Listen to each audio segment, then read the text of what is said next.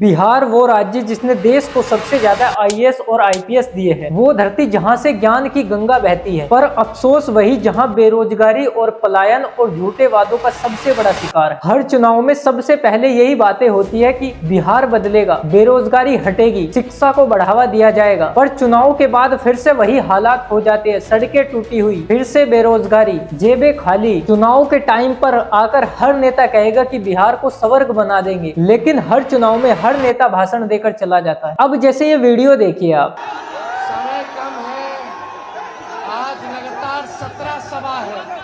इनको तो आप जानते ही होंगे, इनकी आज 17 सभा है, लेकिन चुनाव के बाद ये आपको नहीं दिखेंगे। बस आज ही देख लो जितना देखना है। इसके बाद भी 3 सभा जो है हमको करना है 40 मिनट के अंदर। केवल 5 मिनट का मौका है, लेकिन अब भाषण देने का समय नहीं है। लो जी, इन्होंने तो पहले ही कह दिया कि भाषण देने का समय नहीं है, तो इसका मतलब आप भाषण देने के लिए ही सभा कर रहे हैं। तो आप साफ साफ ही कह देते कि झूठ बोलने का समय नहीं है। तुम्हें शर्म है? कुछ शर्म आया है?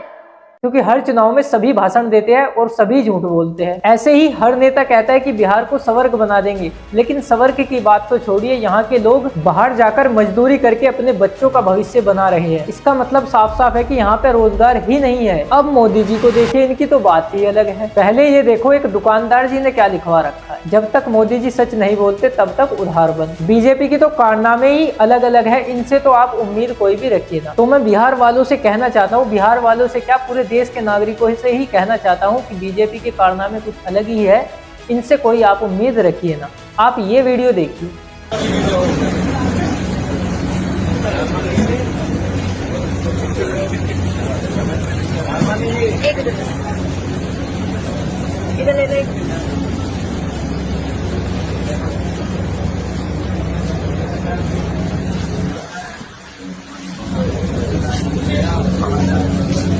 मतलब 5 रुपए का बिस्कुट वापस ले लिया और फोटो भी क्लिक करवा ही लिया। क्या ये 5 रुपए का एक बिस्कुट दे देते तो क्या ही बिगड़ जाता? आप ही सोचिए एक बार। यहाँ ये 5 रुपए नहीं खर्च कर सकते और चुनाव से पहले पोस्टर बैनर लगने स्टार्ट करा देते हैं और लिख देते हैं कि बिहार बदलेगा, युवा शक्ति, रोजगार मिलेगा।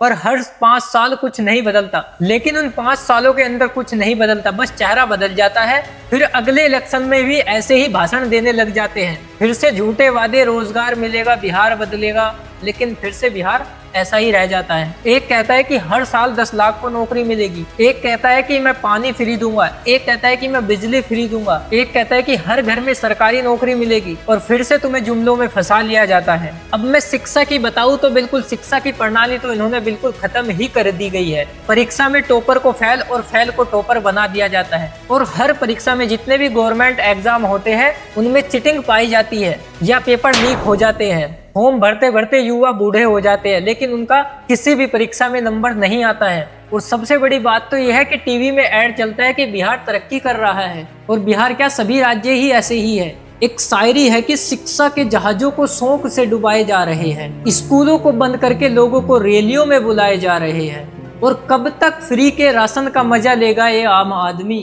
तेरे बच्चों को शरीर से नहीं दिमाग से अपाइज बनाए जा रहे हैं। स्कूल से मिला है। हाँ। पढ़ने आया है। हाँ। कौन सी क्लास में पढ़ते? 9th class. स्कूल नहीं चल रहा है, स्कूल बंद है। सर बुलाया था पढ़ने के लिए, यही घूम रहे लोग।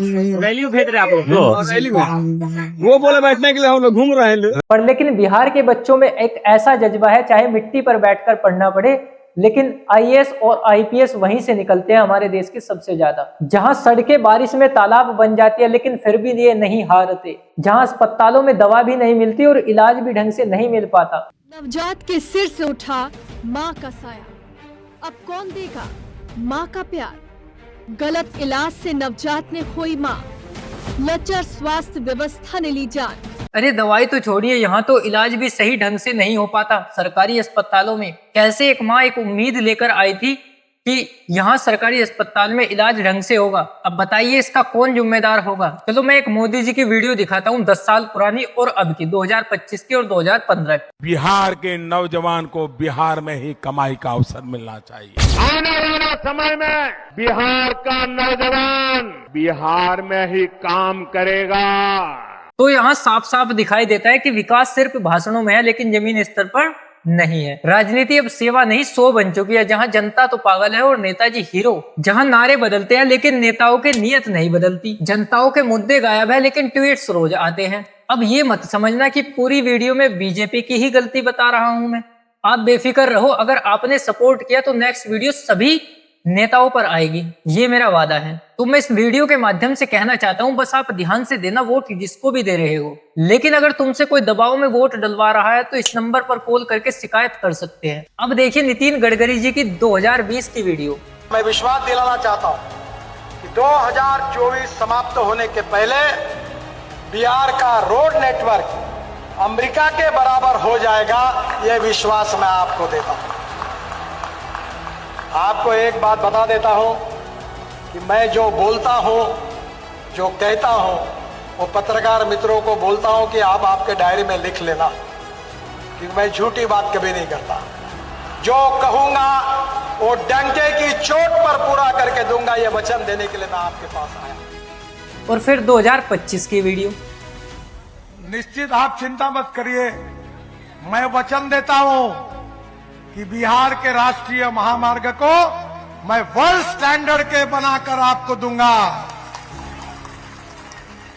और वो दिन अब दूर नहीं है, आपके रोड, बिहार के रोड अमेरिका के बराबर बना दूंगा, ये मेरा वचन है। एक से एक ब्रिज बना दूंगा, कोई कठिनाई नहीं है, सब कुछ हो सकता है। ये मैं कोई आपके ऊपर एहसान नहीं कर रहा हूं, ये आपका पैसा है, आप मालिक है, हम सेवक है। आपके लिए ईमानदारी से काम करना, इसीलिए आपने हमको चुनकर दिया है। और मुझे बताइए कि ये जो कुछ काम हुआ इसका श्रेय मुझे है, जनार्दन सिंह जी को है, नीतीश कुमार जी को है, मोदी जी को है? नहीं, इसका श्रेय अगर किसी को है तो मेरे सामने बैठी हुई जनता को है।